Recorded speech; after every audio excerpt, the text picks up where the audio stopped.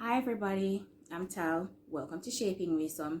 I am on a mission to putting more hours in my glass by losing 100 pounds. Well, I used to say in 2020, but that ship has sailed now. But 2020 saw me losing 60 pounds, and of that I am absolutely proud, even though my goal was to lose 100 pounds in 2020. 2020 would have seen me being the first year in my life, at least since grade 7, where I would not have recorded any weight gain at all. Well, of course, you know that growing up you are expected to be gaining weight, but when I was in the 7th grade I was already 131 pounds, and my ideal weight is 140 to 150, so you see where I'm getting. But I'm absolutely proud. Welcome. I want you to stick around with me if you are interested in looking at how to start your weight loss journey or restart your weight loss journey. If you're interested in that, stick around.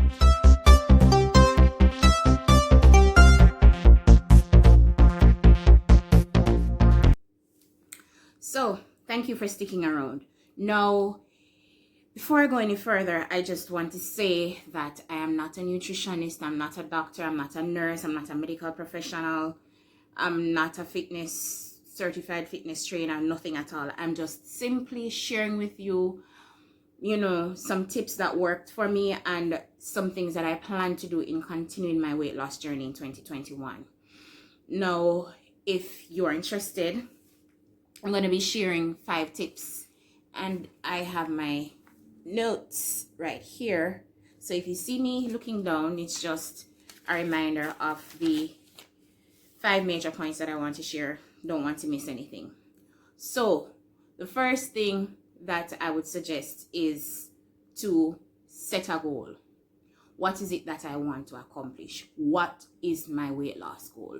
Is it that I want to be at X amount of weight, X amount of pounds, or do I want to look a particular way in my clothes? Do I just want to feel healthier? Just set a goal. It does not necessarily have to be I want to lose 50 pounds, I want to lose 100 pounds, I want to lose 10 or 15 pounds. Some persons just want to look a certain way, and that's fine. But when you set your goal, make sure that it is realistic. So I wanted to lose 100 pounds. I said that I wanted to lose that 100 pounds in 2020. Was that doable? Sure, it was. I could have done it. But my mindset changed. I kind of was basking in the feeling that I felt when I saw my results, and I slowed down my weight loss, and that's fine because mindset is everything. The results you get will be based on your mindset. And as I said earlier, I'm very proud that I would not have recorded any weight gain at all through the year. For me, that shows me that when I get to my goal and I'm in maintenance mode, it will be doable for me. Why do I say that? Because most of my weight loss can be credited to the way I ate, which means for me the biggest thing to have accomplished in 2020 would have been to retrain the way I eat. I chose to go low carb, but I did not stay low carb 100% of the times. So for those times where I was not doing low carb, wasn't following the ketogenic principle, and I would have still managed to lose or maintain weight, that's an indication of when I get into maintenance mode, what will happen. So I'm super proud of that. Now, that was point number 1, to set a goal. For me, I want to lose 100 pounds. I've lost 60 pounds so far. Super proud of that. And my goal for 2021 is to definitely complete the remaining 40 pounds to lose that. I want to lose that probably by May, June. So within the first 5 to 6 months of the year. But for me, I don't just want to lose weight. Name of my channel is Shaping Wisdom, and it's Shaping Wisdom for a reason, because I don't just want to lose weight. I want to be in the best possible shape of my life physically, any amount of packs I can get out there, whether 2, 4, 6, 8, 10, 12, don't know. I want to sculpt my body, so I want to definitely set up the fitness part of it, the exercise aspect of it, the physical activity. So you'll see me doing more challenges where that, well, not more challenges because you've never seen me do a challenge. So I'm going to be taking on challenges where that is concerned, and I'm going to be taking you along on that journey. Now, the second point is to record your starting point, meaning you're either going to check your weight, or you're probably going to use some article of clothing based on how it fits you or how it does not fit, to mark, you know, what your body is like right now. Or you can take pictures. Why do I suggest? Oh, you can, did I mention measurements? You can take the measurement of your waist, your hip, your bust, your arms, or wherever else. I never took any measurements, but I tracked with my weight and, you know, clothes the way they fit. That's part of why I never did really lose all weight, because I just got so caught up in wearing all those clothes. It was fun, you know. In that I felt I was on a high, and that for me was good because it kept me motivated. So I wasn't going as rigid in the last quarter since October, but something great happened during that period, which I'll talk about in my next point in terms of getting more physically active, and that was wonderful. Now, why is it important for you to choose to record your starting point? You don't just need to record your starting point, you also need to update that as you go along.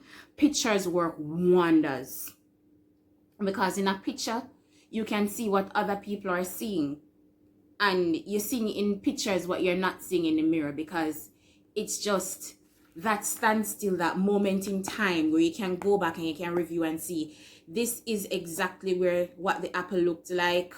Here you can see the white spot, here you start eating it, here, you know, piece I'd cut off, but you get where I'm going with this. And it would have been looking at pictures that really kicked me off on my weight loss journey last year on the 6th of January. You know, looking at those pictures and not being able to recognize myself. I was only like, well, that doesn't look like me. So, you know, not everybody has access to a scale, or should even have access to one, because you know that you can get obsessed with checking your weight. So check yourself. I'm one of those persons where I have a season where I get up every morning and I keep going on the scale, get up and go. But I have my strategies. Sometimes I'll ask somebody in my house to make the scale go missing. And you know, if it's out of sight, it's out of mind. That might not necessarily work for everybody. So if having a scale is a trigger for you, you know that you're going to be obsessing, not healthy. Use a method that will work for you. Yeah. So take your measurements, take your pictures, and update them as you go along. Choose how often you're going to update them, whether it is every month, every other month, and so on. And you can also write down these things. That helps. And you can use an app to help you with that. That helps in terms of keeping track of where you're going. But nothing beats pen and paper, right? Nothing beats pen and paper. So 1, set your goal. 2, record your starting point and update it as you go along.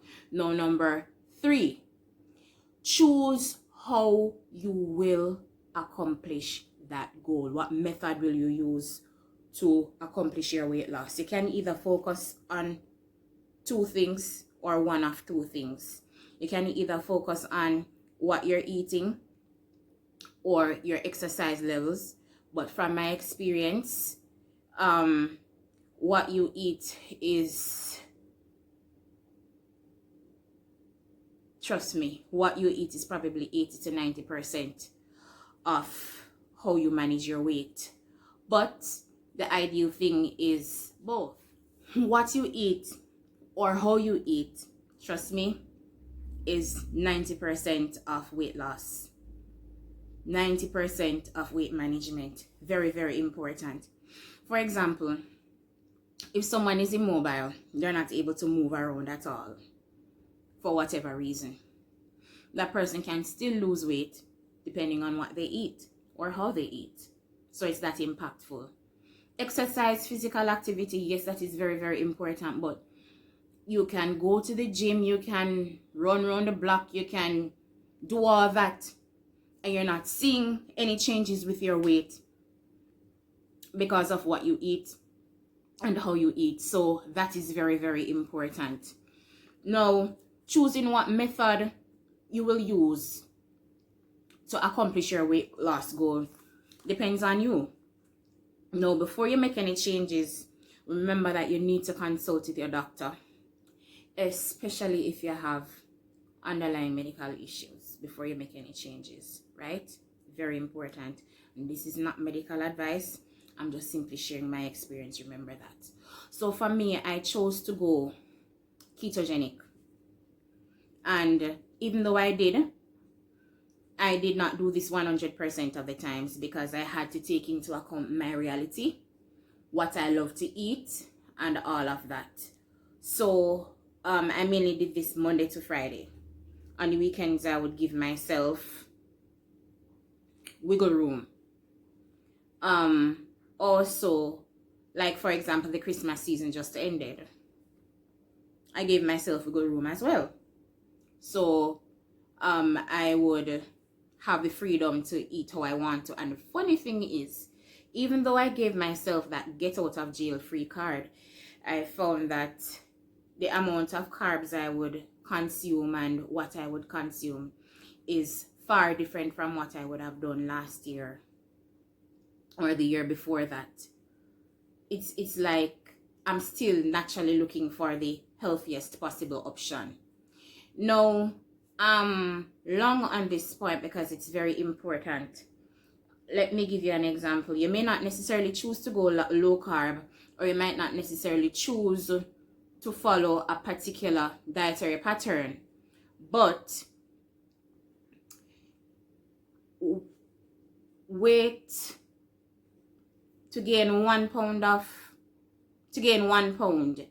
you literally have to consume 3,500 calories, right? And if it is that you need, and I'm going to labor on this point a bit when I get to number 4 as well, because it's a big part of that.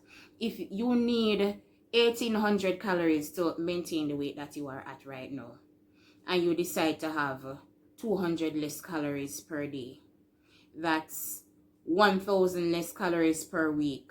That's 1/3 of a pound, literally. And if you do that over 3 weeks, you'll be losing 1 pound, just over a pound in a month, right? And you may say that sounds like a little bit. But if you do that over 10 months, that's 10 pounds. Can you imagine if you do more? No, as it relates to exercise, you don't necessarily have to get up and go to the gym or purchase some expensive equipment or anything like that. What you literally need to make sure that you do is just get moving. So even if you're not able to run, even if your mobility is limited, just find a way to move more than the amount that you currently are, depending on your ability and all of that. Now, it could mean just getting up and walking around the building that you live in. It could mean that you decide to stand more at work while you're still completing your tasks. It could mean a lot of stuff. It could just mean getting up and walking around the block for just 5 minutes. And you will gradually see that it gets easier and easier for you. So that's important. That's something that I started to do more of since October. Get up and going on my morning walks. And in just a short while, it didn't feel like it was challenging me enough. While when I started, I literally was out of breath. And you're talking about less than 2 weeks, it didn't feel like a challenge. And I would mainly walk, let's say, 5 or 6 days out of the week. So, I definitely have to step that up because it's not a challenge for me anymore. Earlier in the year, I would have learned how to ride a bicycle. Yes, learned how to ride a bicycle. I got myself one for my birthday. And I plan to pick that bicycle up and use it and go on rides. I have an elliptical, plan to use that. Also have weights, plan to use that. And if you don't have any of those, if you're watching this, you probably have internet access. So you can also find YouTube videos where you have people who just have videos where you follow them and you walk at home. Leslie Sansone is one good example of that. Earlier in the year, I used to walk at home with her. I will be doing that too, especially on those days where I'm not necessarily able to leave home, or I'm not necessarily where I don't have a lot of time on my hands, because she has like 15-minute walk at home videos where you cover a certain amount of miles, and there are other persons too. And you have people like Chloe Ting who will do different challenges, abs in 2 weeks, things along that line. So that's a good channel to follow too, and I do plan to take on those challenges as well. Now, the fourth point is to track what you do so you can analyze your progress. Yes, I know point number 2 says record your starting points and update as you go along, but tracking what you do is different. So you can use a fitness app, for example, like MyFitnessPal or Low Carb Manager, or can't remember the name of the one that I love to use. It's orange. Yes, Lose It. What these apps will help you to do is to figure out the amount of calories that you need to intake to lose X amount of weight, or the amount of calories that you need to maintain your current weight. In other words, figure out your basal metabolic rate. How many calories do you need to intake in order to maintain your current weight? And that's very, very important, because let's say you choose not to follow a dietary pattern by just simply cutting certain things out. You might not necessarily, I'm going to stop eating ice cream, I'm going to stop eating this, I'm going to stop eating that. You can still have all of that and still lose weight simply by staying under your basal metabolic rate. Your basal metabolic rate is basically what you need to maintain your current weight while you're at rest. So if I need 1800 calories, as I was saying earlier, to maintain all of this, right, I can just simply choose to go under. What those apps will help you to do is, for example, you want to know how many calories are in a finger of banana. You enter that information and it will calculate it for you, so you decide how many fingers of banana you will have. So if you love banana, you can still have your banana and lose weight. Yeah, I'm going to be doing follow-up videos showing you the details of those apps and what I use and how I do it. You can also, even if you choose not to use an app, you can research the amount of the nutrition facts for foods that you have that don't carry labels. That will help. You might say that sounds like a lot of work and me can't bother, but it is worth it. When you track what you do as you go along, if it is that you have a month where you lose 10 pounds, if you wrote it down, you can look back at what you did and figure out what works for you, right?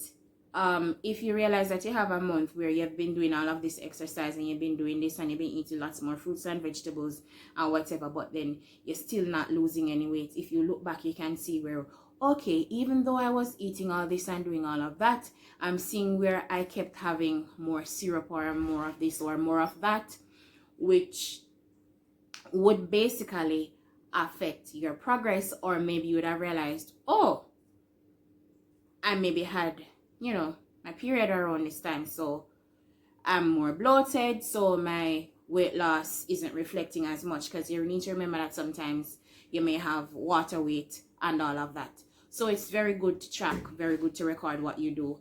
This also helps to develop those habits that you need for when you get into maintenance mode. And you'll find out that after a while you won't necessarily need to track.